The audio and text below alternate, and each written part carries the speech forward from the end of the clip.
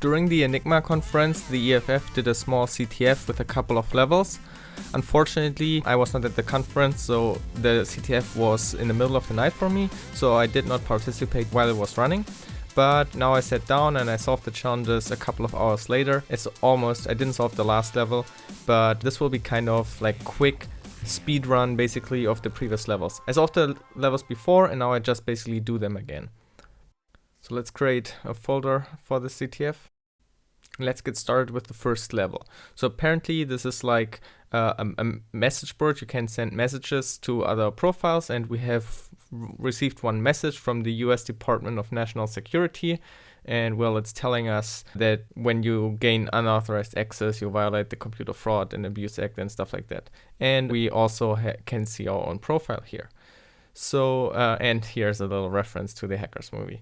So when we look at the messages and just click a little bit around of it, we see the URL and we see that the messages use the username. So one assumption, because obviously the first challenge and very easy, there might be access control confusion, and now we can try to access messages from this other user, and yes, that just works. You just have to modify the URL and you get the secret. So let me save that, and we can continue with the next one. So apparently it's like a Twitter thing. You can post some stuff. There are a couple of messages. If you try to log in, it says you cannot log in right now, it's disabled. And if you click on a tweet, you can see tweets, just looking at it a little bit. And then you see that there's a get parameter, a 1. So let's try to mess with that, and it gives us an SQL error. So we can assume that there's some kind of SQL injection. We can test this by putting in a valid SQL expression and see if it still works. And it still works. Now I made a mistake because I used the wrong syntax. I didn't mean to use union join. I tried to figure out how many parameters I need to do a union select from a different table to extract some data. Apparently one parameter is not enough. It has to be 2 values from the union select. So let's take notes of that. Here's in clear text easier. You do a union select with 2 values, and that doesn't cause an error, so you know that you need 2 values. So next thing is we want to find out what tables do exist. So we want to union select the tables from the information scheme, or schema, in the tables table. And when we execute that, we get the list of all the tables, and we see that there's a messages, tweets, and users table available. Next thing, we want to figure out what kind of columns do exist in the different tables. It looks very similar. We take the column name, and to only get the column names for a certain table, we can add the where clause that we only want the table users, for example. And when we execute that, we see that the users have a UID and a username and a password, and we can also now directly union select this users table and extract the passwords. And the passwords looks hashed, but we cannot log in anyway, so it doesn't really matter to us. But yeah, we are just exploring right now and trying to figure out how we could find the flag. We can also find out all different usernames. Now let's try the messages table. So let's find the column names for that. And we find a message ID from and to the message and the message body. So body obviously is nice text. So let's use the SQL injections to retrieve all messages available on the board. And then we find here that send me the password for the next secret meeting, and the password is Marcus Yellow. So I assume that that is a flag.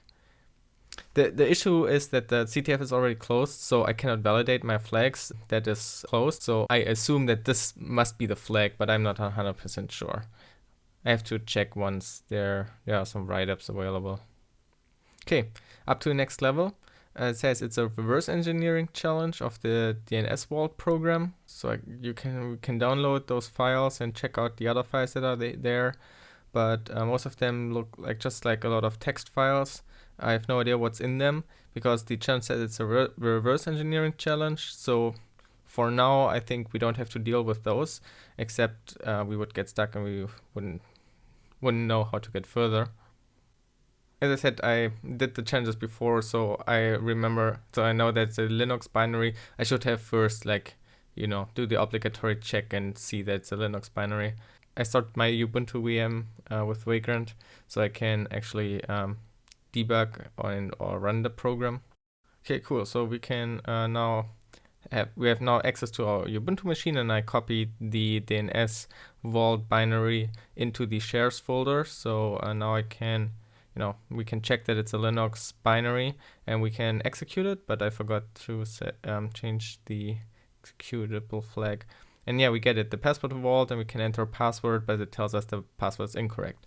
So now let's have a look at this binary in Hopper.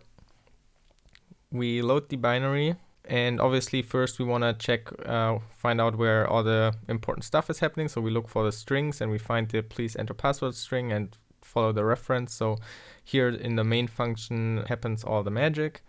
We can check the decompilation attempt from Hopper, and we can see that here it prints the password and then reads some data in with fgets, and then there's a for loop, and afterwards it does a mem compare on something and then prints apparently the password if it was correct. So we can a little bit start to reverse engineer this code. So this var before is just the iterator, the I in the for loop, because you can see it's like adding 1 every time and then checking if it's 14.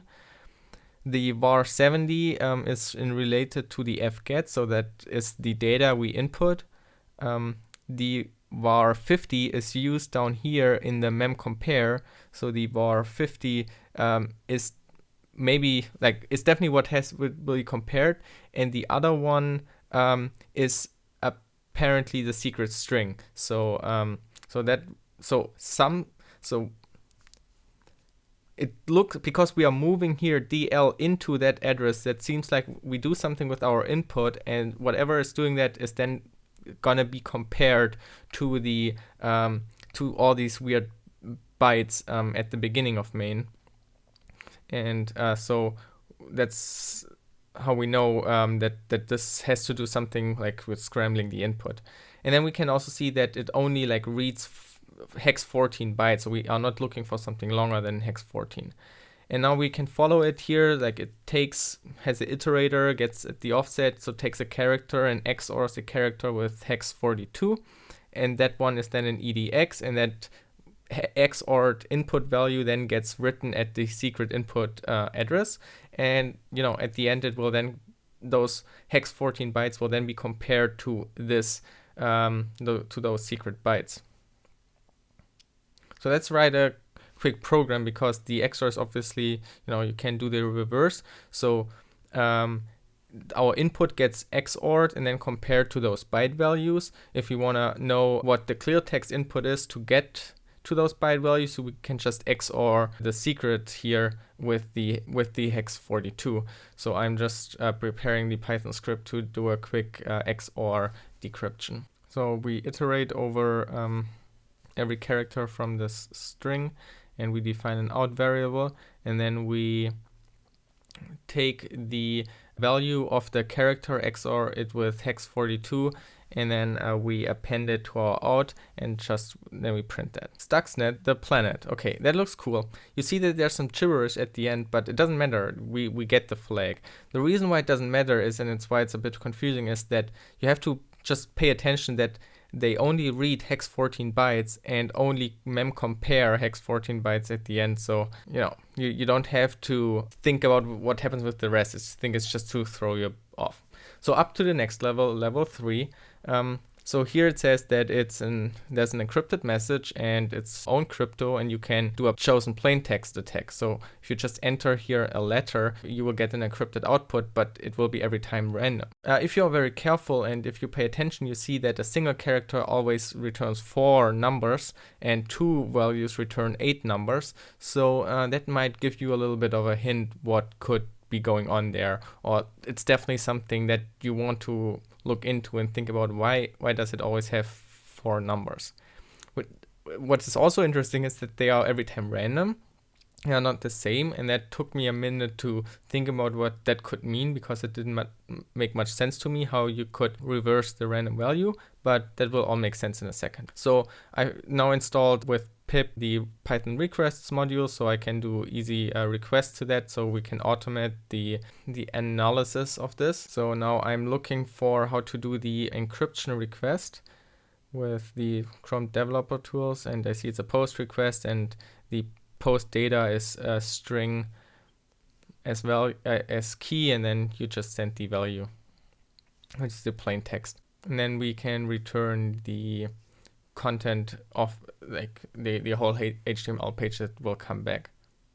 And then we can just make a for loop with a couple of tests. So we want to see what happens when you have a couple of A's, because they should be every time the same, right? And then we can just print and check what the results are. Yeah, that doesn't help us much. We should only get back the encrypt text. So I split it up for the new lines. Then we have a list with every line, and then I just count the amounts of elements I have to go back to only print the encrypted text. And yeah, now we get back the 4 numbers. So and as you can see, they are always different. But it's important to see that they are always 4 numbers. So what could that mean? So we can also add another character, so that we have 2 characters, 3 characters, and see how it's behaving. And we notice that it's always a multiple of 4. So we have 4, and we have 8, and we have 12. So that seems weird. So maybe it's always in blocks of 4. One idea I at some point had was just maybe looking at the values of those numbers, specifically what happens if you sum up those numbers. Like, can you learn something from the sum of this? And indeed, all A's have always the value 190. Okay, so now we basically know how to break this. The same number will always have, the same character will always have the same number. So now we can just iterate over all characters and get their sum value they will be once they are encrypted. So what I'm doing here is I create a character from hex 0 up to 255. So we start with the character with hex 1. And then we notice that it just, counts back from 255 downwards.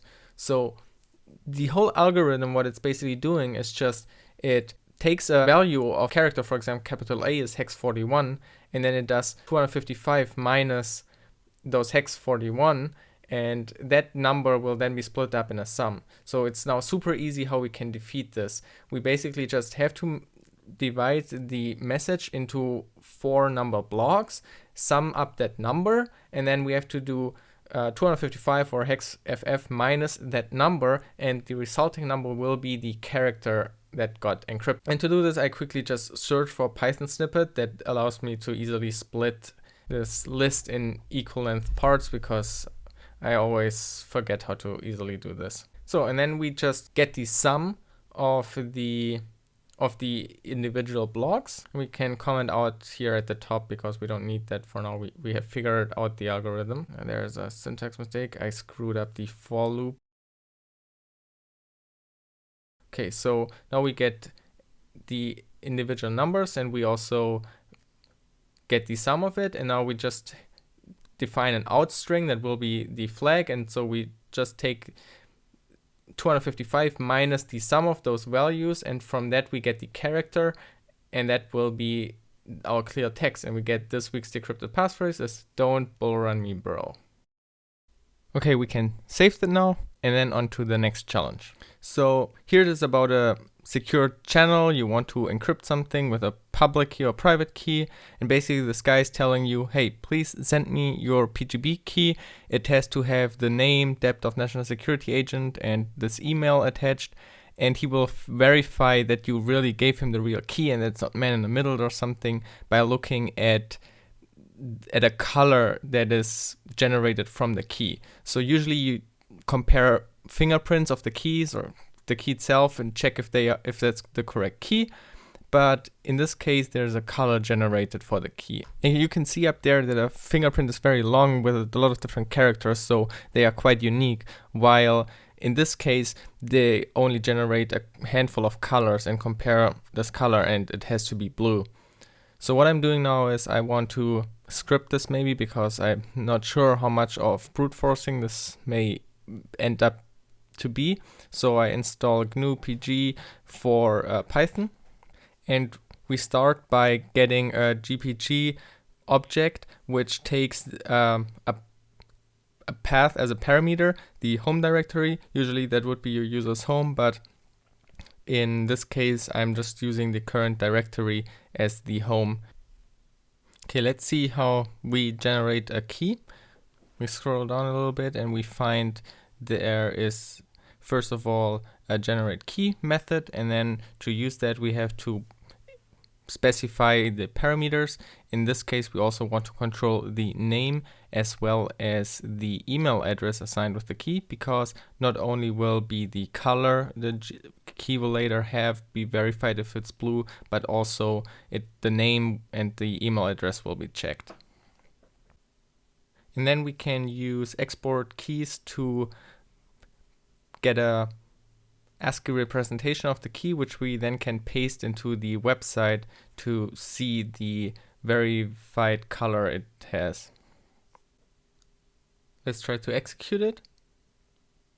But I get an error that there's an unexpected argument GNU PG home, which is weird because that the documentation said that that would be the parameter. I'm also trying to remove it because maybe the first parameter is generally maybe the path or something, but also doesn't seem to work. So the next thing to do is I check maybe if I installed the wrong package, and I'm kind of not sure it's now Python GNU PG or if it's just GNU PG, but still doesn't change anything. Now it's the point where I should maybe check if maybe this parameter really exists. So I just import this module and use Python's help on this object to see what kind of parameters it has. And when you look closely there, you see that there is a home dir parameter. So it's not GNU PG home, but it's now home dir. So apparently the documentation that I found online is not the current version. And then we can successfully execute the program and we get the public key, which we can now take and paste into the website. And it displays the fingerprint of it and generates a color, but it's not the correct color. So now we generate a couple of more keys and we test them on the website until we finally find a key that has a blue verification code. Cool, this one is blue, so we can take that one on the original site. And this person accepts now our key and sends us a message back, which is encrypted with the public key that we just sent him. Now we just have to use our private key to decrypt it. So I didn't save the private key on purpose, but this GNU PG module will save all the keys it generated in this home directory. So at the moment, actually all those keys that we just generated are all saved. And when we try to decrypt a message, it will look for the correct private key to be able to decrypt this message. And yeah, and that key is still in there. So we can look how to decrypt it, and we can simply then just call GPG decrypt on this message, and it will find the correct private key from all the keys that were generated before. And the flag is tiny key space is bad for business. So basically there's only one challenge left, but I haven't solved this challenge. I haven't really spent too much time on looking at it. Basically all I did was just clicking on downloading the files, but once I saw what kind of files they were, I was not motivated to solve it. But I'm quite satisfied with how quickly I got through these, and I think they was still quite fun.